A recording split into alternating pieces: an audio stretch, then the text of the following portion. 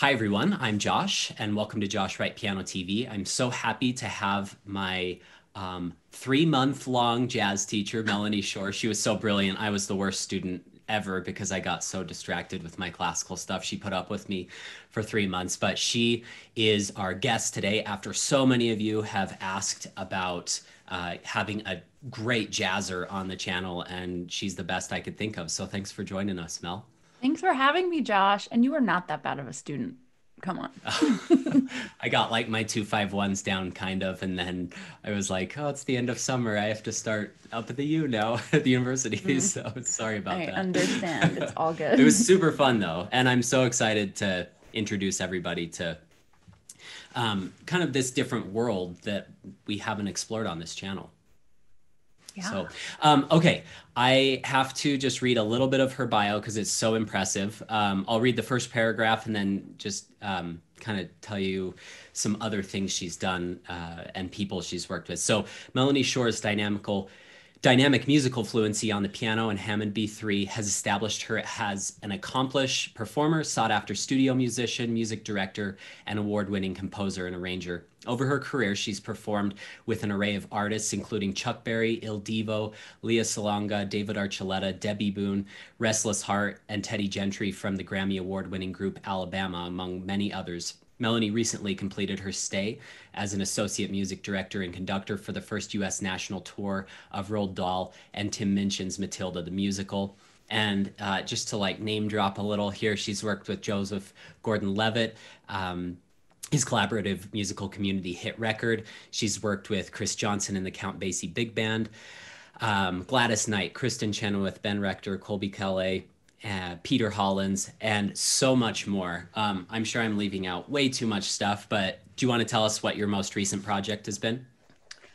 Well, my most recent project was in New York City, and that started in January, and we are in 2020. So you know what's going to come after this. But it was actually pretty fun. I was a music director of a new Broadway show in development. So you have Broadway, or did have Broadway, I guess. I don't know what the correct answer is right now. Broadway and off Broadway, and then these shows in development. And it was really interesting because what you do is you show up, it's like a regular show. You have actors, writers, you have the script, you have the score, but everything is all in flux and it can still be changed at any time. And you're still working towards putting that show out, which we were. And unfortunately, we got shut down. It was the night of our first preview. So when the audience Oh was supposed to man, come, it was like, just kidding. But it was really cool. It was interesting to work on a show where nothing was set. that's amazing. I'm so sorry that it all got shut down. I mean, everyone's been inconvenienced, but that totally sucks. I know when you're working on like a big project that you're so passionate about and it gets postponed in any way, it's like heartbreaking. So, I know. and what are you doing now? Are you teaching a lot? Are you producing more for other shows or bands? What are you up to today? Yes, all of the above. So I've actually been teaching since I was 18, and I've continued that. Even when I was touring on the road, I've been doing teaching as well. So I'm still teaching. I was doing online while I was in New York, and now I'm in line, or now I'm online and in person. And so that's happening. I'm also doing a lot of online concert series, and I do arranging. And so kind of everything. I've actually never been so busy. It's even more easily um I'm easily more susceptible to like being overwhelmed because now I don't have to drive anywhere and everything is able to be done from your house. So I get a lot done, but I don't like have to wear pants. It's kind of weird. Nice. Yeah. The best of both worlds. Right. Yeah, super comfortable. I know it's such a change to not teach in person and but also to be able to still connect. I feel so lucky like for this YouTube channel for being able to connect with people like you. It's just amazing. So thank you so much for coming on today. We really appreciate it. Thank you for having me.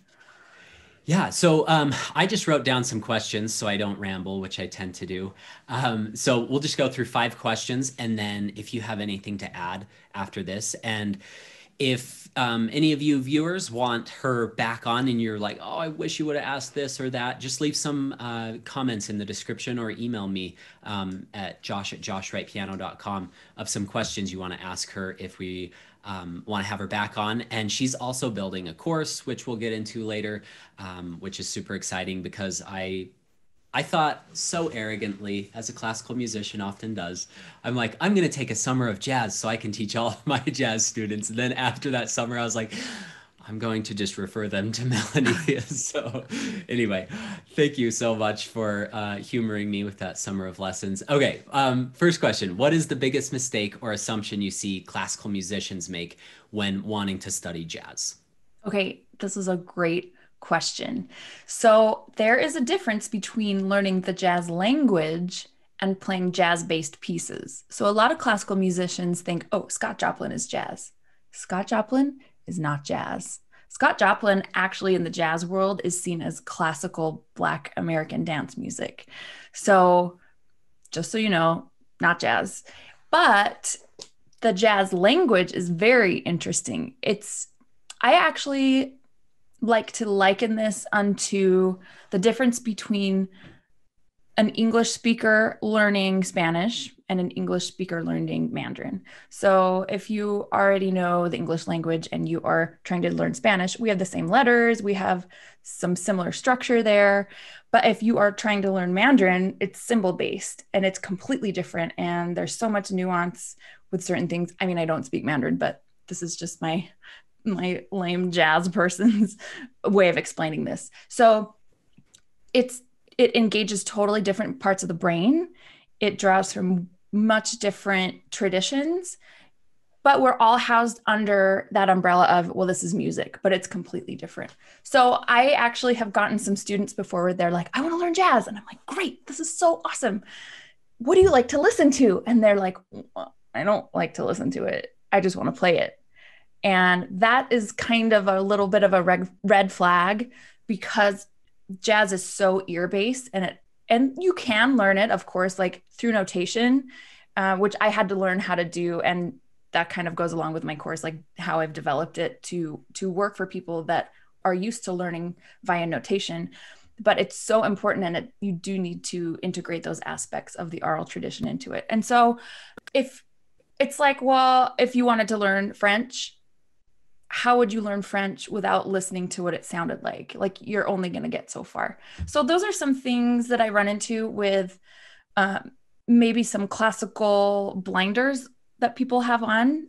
And so I try to help them to understand the difference between, the Joplin stuff or actually learning an entire new language. And sometimes learning an entire language makes them feel super overwhelmed because there's a lot to it, but it's not impossible and it's actually pretty fun. And there are some tips and tricks to be able to do that. Awesome.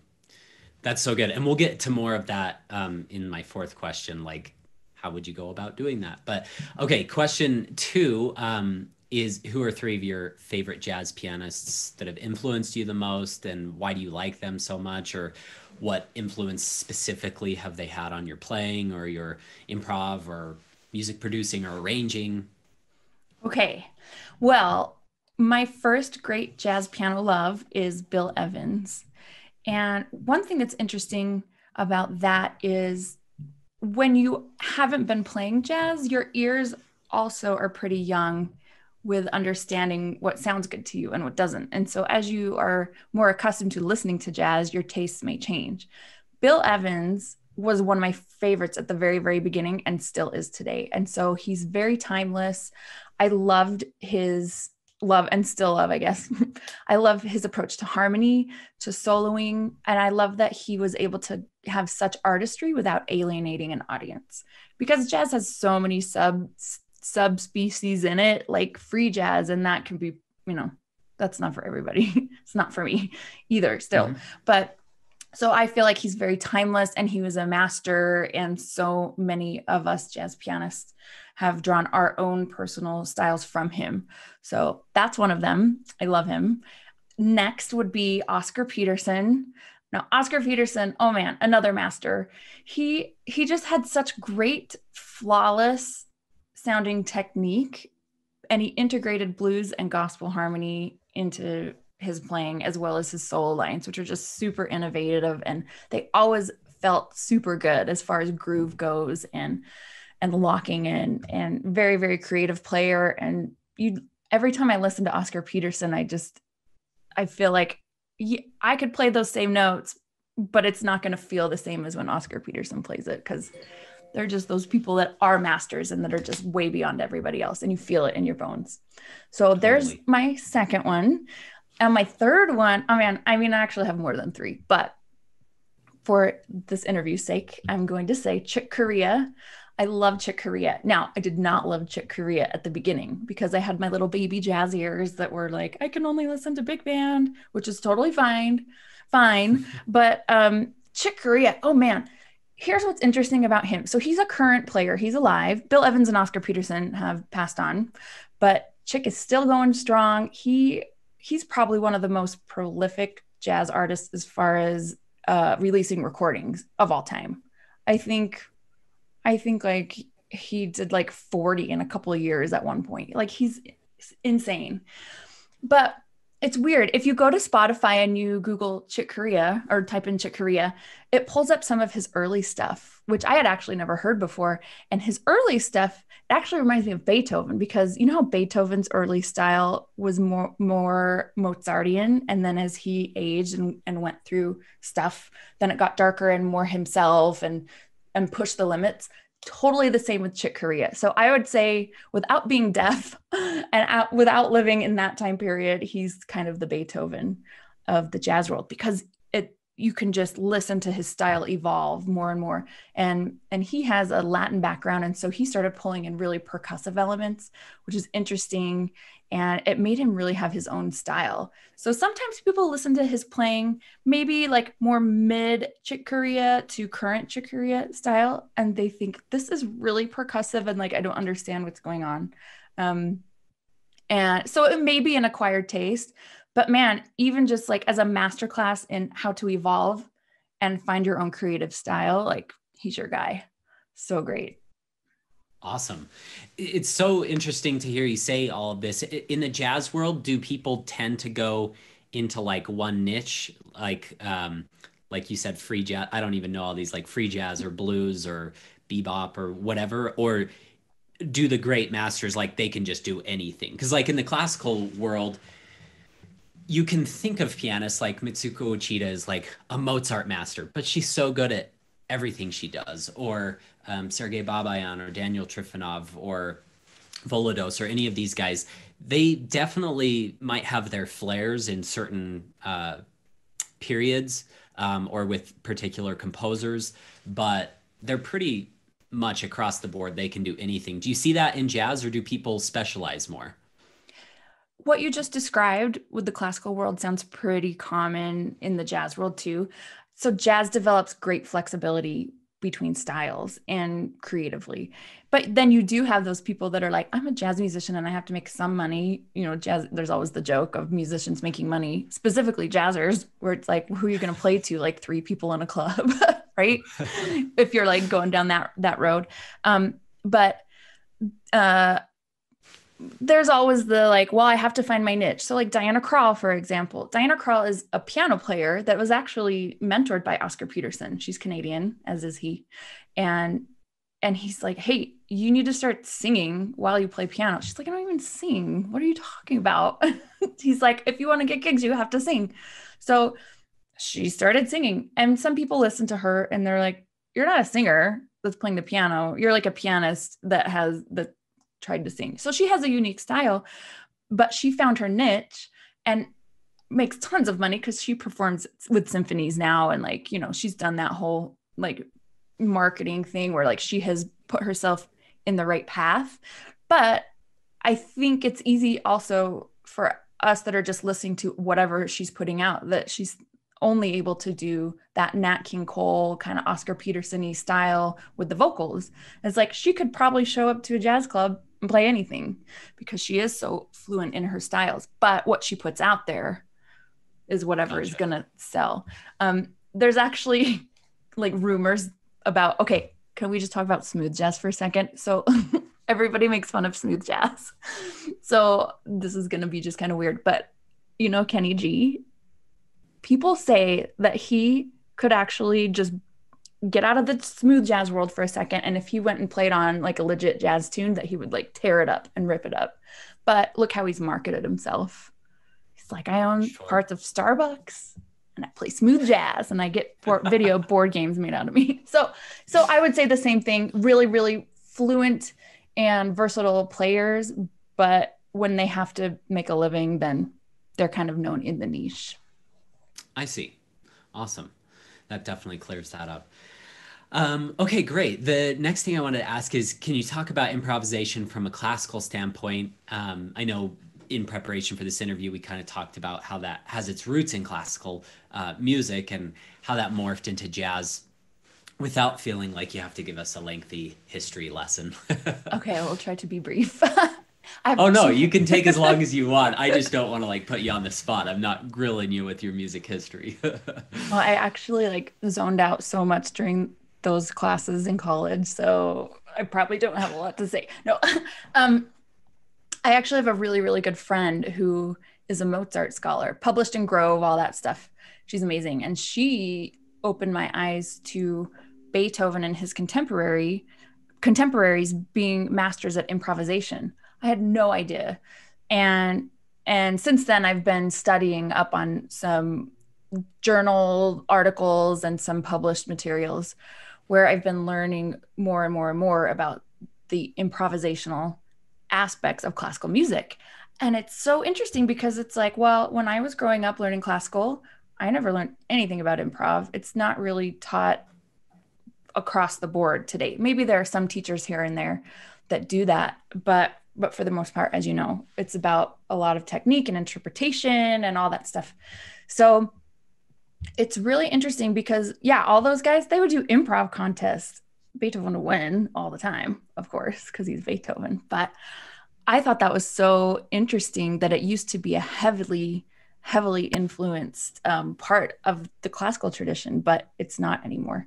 And one thing that happened that was kind of leading to the demise of that in curriculum with classical education is when Beethoven started going deaf. Cadenzas were always improvisatory, and and he started writing down the notes at the end when he was losing his hearing more because he was like, well, here's what I imagine it to be.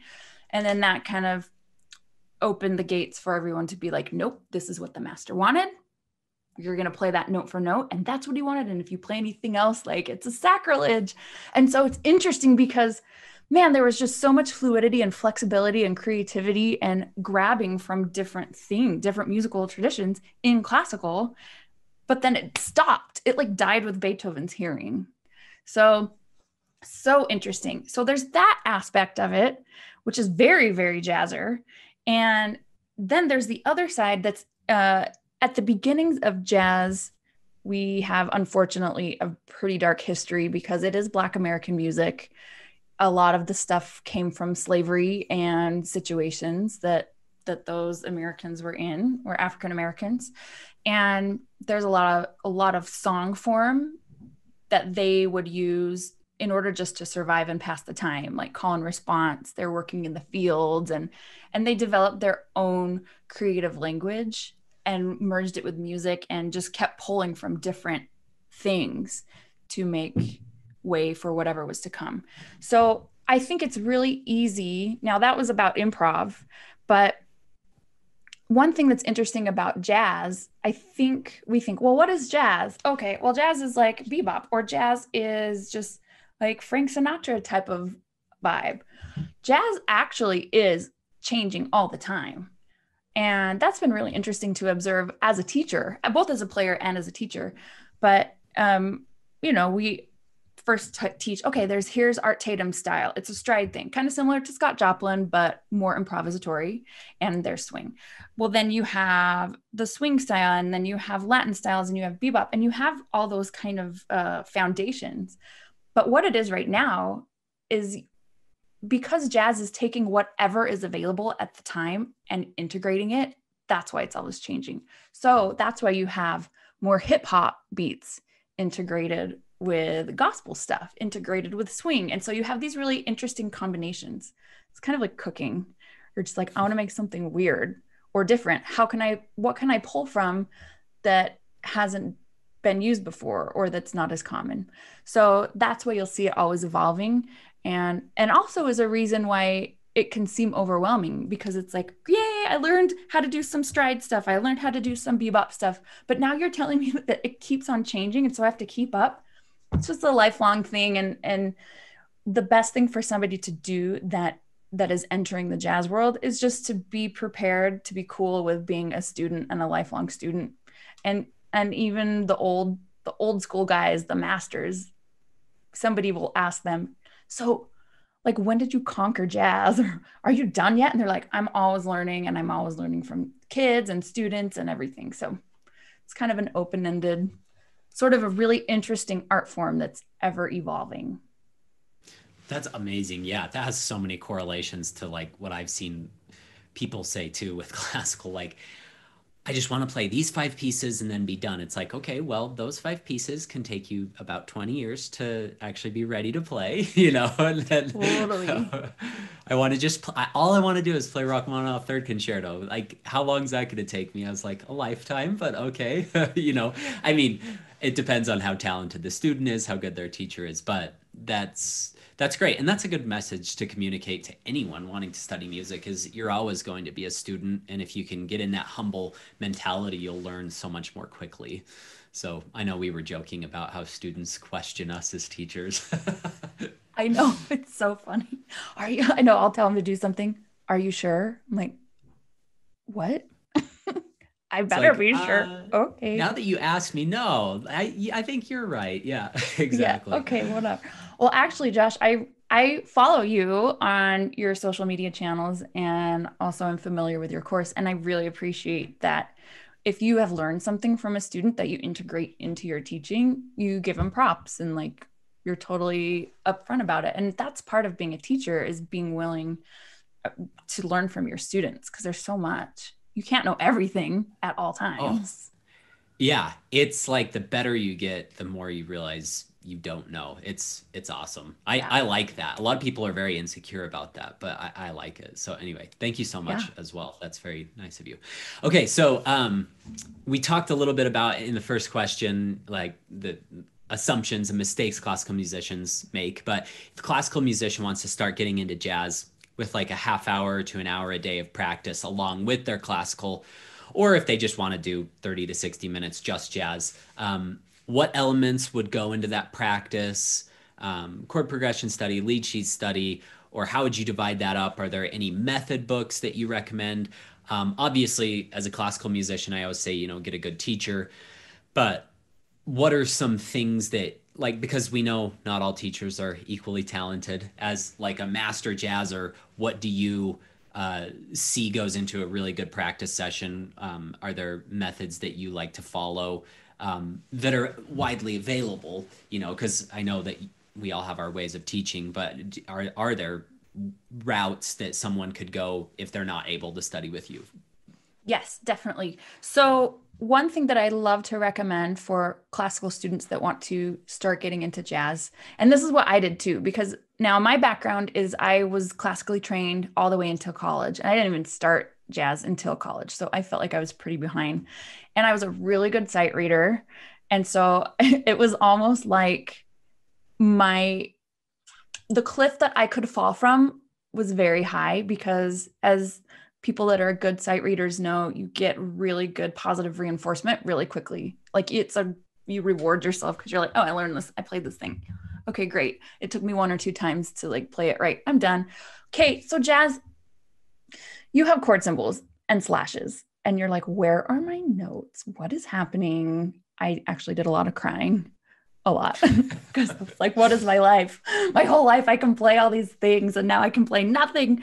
And so it's really hard to just abandon written out music to go straight for chords, because it's like wading through the jungle. It's so hard, right? You need a guide. You need to do step by step. It's a process. And it's not always clear what route you should take. So classical, lessons, you have technique and you have scales and then you have different facets that you work on. Jazz just sometimes can feel like this big explosion of like, what should I do? So with my students, I try to pattern it after the classical practice regimen. So you're working on a scale always, you're working on a chord progression, you're working on elements like that you need to learn in order to be able to play from a lead sheet. Styles, left-hand styles, transcribing.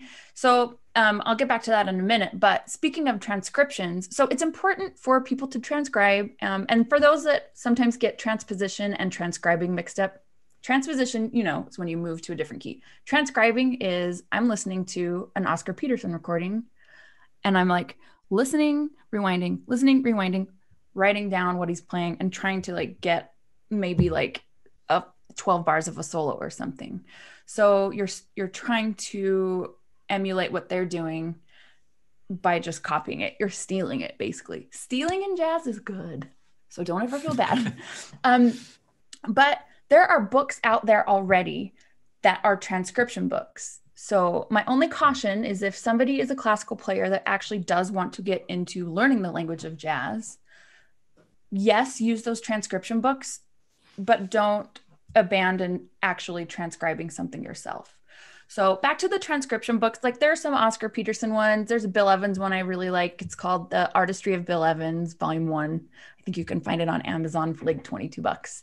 And somebody has gone through and written out left hand and right hand of what they're doing, and they have made note of the recordings that those come from.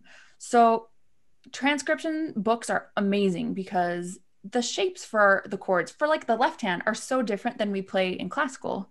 And the lines that the right hand is playing are totally different combinations. Like if you are used to classical, your hands probably haven't made similar movements. And so your brain is also having to repattern as well. So that's a good option for somebody that's like, I do not have bandwidth today to go through and do this theory exercise on the fly and play it on the piano. Because that's kind of what jazz is, right? And so I really, really love those. There's a whole slew of them and I can get a list together and let you know if that's helpful so that you can post it to your students. But yeah, I use written out transcription books just as a way so that you can be playing something, get used to the feel, and play that along with the recording so that you are copying the player without having to do all the ground up work. So there's that. Sure. Then there's the ground up work. And actually 30 minutes to an hour is awesome. Man, I wish I had that kind of time.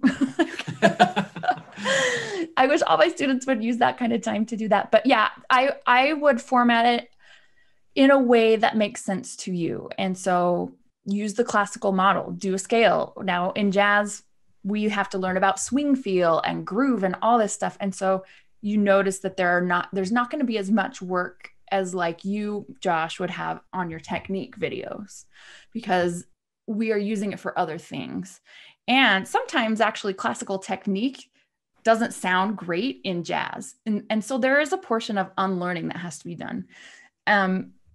Yeah. And so that if somebody is just a self-starter, I would start there, learn some different modes, Dorian, Phrygian, Mixolydian, all those, the church modes that we've learned in classical theory, and be able to do them in all keys. And if you can't do all 12 in one day, great, cut it in half. It doesn't matter. Like as long as you're doing something and you're trying to make your brain connect with those things, then you're on a good path. So technique in jazz, like I said, is a little bizarre because articulation is totally different. Did you know that a lead sheet, which is what we usually play from, you either learn a song totally by ear and then make your own interpretation of it, or you learn it from a lead sheet. And a lead sheet is just a guide. You'll have a melody and you'll have chords above it. And that's why I cried so much when I went to college and I was like, where's my notes? But did you know that they never really write out articulation in jazz unless it's for junior high school band or something very, very specific? Because it's like the more beginner the level, the more the arranger has to write out. So there are certain elements which you only learn through listening with articulation. And so it's just I know we're kind of probably getting off topic in that practice thing, but that's why listening is important too. And I like to have listening be a part of my students' practice regimen. I don't like to force people to listen because you have to find stuff you like. Like if you like, so free jazz, since we were kind of joking about it earlier, free jazz is like seriously no rules. Like you're taking whatever the person next to you is playing and you're like, here's, I'm just going to play something along with it. And it can sound like a disaster. Some jazz can sound kind of okay, but the whole process is just like, just very free. Everyone's doing whatever they want, no form, nothing.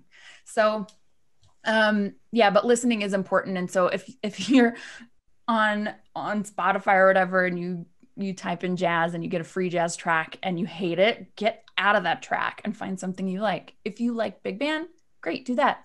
So like I try to listen every day, and you're just trying to get that language in your brain as much as you can, so that by the time it comes for you to play those things, that you kind of have something to pull from. Like our analogy with French earlier, you know, you don't want to say merci beaucoup, like that's how you might read it, but listen enough times to somebody saying it, merci beaucoup.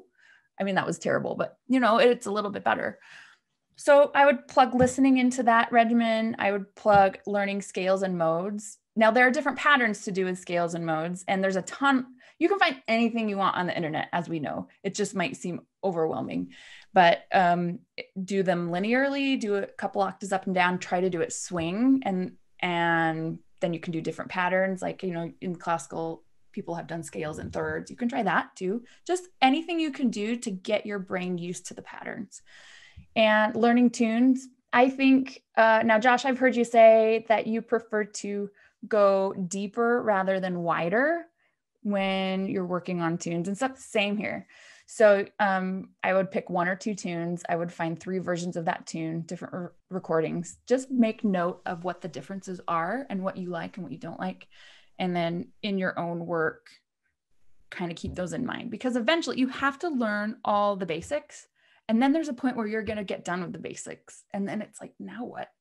Oh, I have to be creative. Well, how do I be creative? Because I've just been doing this like form, like very structured practice.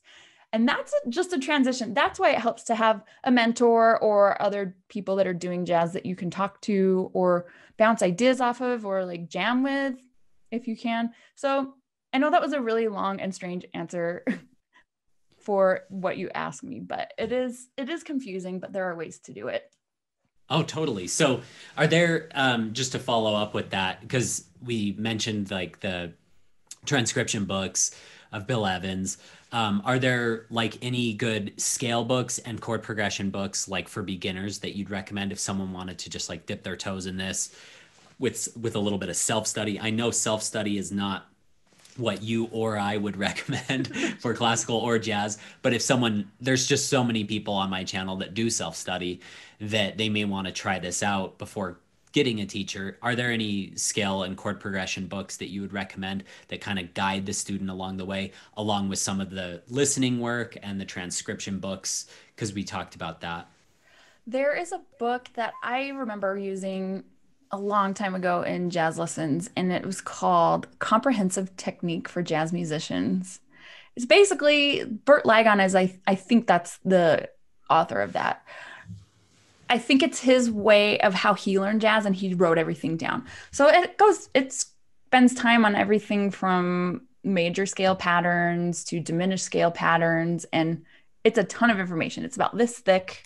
It's a really, really great book. I have never gone all the way through it because, of course, I'm in my own journey of my own creative stuff, but I do refer to that sometimes when I need a different sound. And yeah, there's a lot there. There's also Mark Levine's book called The Jazz Piano Book. I love that book. That's a good place for a self-starter. And that's like, I want to say that's on Amazon, probably also for like 25 bucks. But yeah, I like his book because it seems to explain a little bit more, and it does it in an efficient way and in a logical way, which is my problem actually with a lot of books, a lot of jazz method books, because you see a lot of things being skipped or a lot of things being done in a weird order to where if the student stops prematurely, they have a bunch of holes and then they haven't learned it in the correct order. So I do like Mark Levine's The Jazz Piano Book because it has some good stuff in there. So that's a good one. Awesome. Cool. Well, this has been so fun. Can you, just to end with, talk a little bit about the course you're building and if you have any other materials in the meantime that people could check out? Yes, totally. So, yeah, like Josh said, my course is currently being built. It is called Beethoven to Bebop, and it's my method that I've taught all throughout my years of being a jazz pianist, performer, as well as a teacher, and making it fully functional for students, specifically coming from the classical world. So it incorporates things like written out notation. I have included everything for all the different types of learners: visual, oral, by doing. There's worksheets. It's very clear. It's the same exact way I teach. So, but that is in progress. So that will be released soon. In the meantime, I do have something called Freestyle and Fingers that is a bunch of tracks with notation. That's mostly, it can be used for teachers and for students. And what that does is it just helps you learn how to improvise in correct styles over just one scale. So the tracks are pretty fun. Like they span a wide variety of genres. And there's something that comes with it called Groove Guide. So if somebody is confused on where to start, then it gives them some ideas. So I don't know about you, Josh, but if someone's just like, okay, here we go, we're going to improv 1, 2, 3, 4, it's like, huh? Give me a place to start. So I've anticipated that. And I teach everything as far as like beginner students reading notes to college and university jazz students. So this is meant to help any of those people. And yeah, it's pretty fun. It has tracks and there's tutorials in there. I have 3 video tutorials of different levels using that. And it's pretty self-explanatory, but I'm also available for questions if people aren't quite sure what to do with it. So there you go. Cool. Yeah. That's awesome. Do you have like any examples of that online of you going through that at all or any parts of it? Yes. Yeah, I have some videos online, some little subsets of those videos that are included with Freestyle and Fingers, and I can send that to you if you want, if that's helpful. Okay. Yeah. Cool. Yeah, we will link all this information in the description below. So anything else you want to tell the audience today? Let's see. Are there any things in your groups that, like, specific questions that have come up? I know that they've been talking about it lately, or. Yeah, I think that we've kind of covered what a lot of people have been asking about, like, how do I get into this? What's the best beginner methods to get into this? And obviously that Freestyle and Fingers guide, I can refer to them. I don't know specific questions I don't know if people are asking, how do we do altered chords in 2-5-1 progressions or anything like that. But yeah, I'll just link it in the description below. I'll also, Mel and I will create like a little form if you want to be notified of when her course is available too. That'll be super good to be able to keep in contact with you that way. And then any other info that we think up after this interview that I'm sure I'm blanking on right now, we'll leave that in the description below. But thank you so much for coming on and teaching us today. I know I learned a lot, even after studying with you for 3 months. It's just so good to be able to review all of this and really to realize how different the world of jazz is, as we've talked about, but how similar the approach is of, you have to be a lifelong student. Listening is one of the most valuable things you can do. Setting up a good structure to your practice is key to your success. So thanks for sharing all of those amazing tips with us today. You are welcome. And I just want to say, for anybody that's interested in doing jazz and you're scared, just do it. It's okay. Just jump right in. It's okay if you sound bad. Everybody has to start somewhere. And it's such a fun and rewarding journey, especially from a classical perspective, because once you have that whole classical world and the jazz, improv, pop kind of world, you have such a bigger scope of the musical picture that is so rewarding. So I wish that everybody could have that view. It's really beautiful and amazing. So thanks for having me, Josh. Yeah, you're welcome. Have a great week, Mel. Thanks, you too. Bye.